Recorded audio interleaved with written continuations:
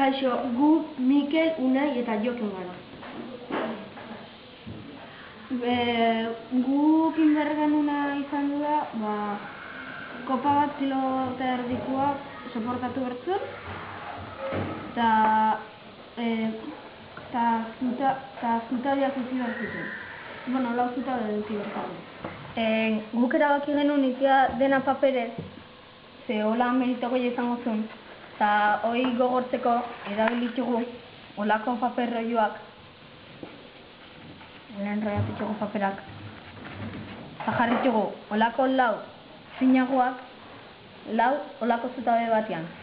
Eta gero, zutabiak bata besteai lotzeko eta sendoagoak egiteko erabilitugu abeak, eta gero eskuaira moduan jarri. Eskuaira forma lortu dugu beste bat jarriz abetikan abera. Triangulatuz, ezta? Bai. Eta gero erabili dugu kartoi puska bat oinarri bezala, eta goian jarri dugu paper triangulatua, eta sartezki dugu gero paper enrollatuak pisua jartzekoan abiak eusteko pixkat. Eta aguantatu bertzen kilota erdi, eta jarriko dizkigu 2 kilo jarriko dizkigu.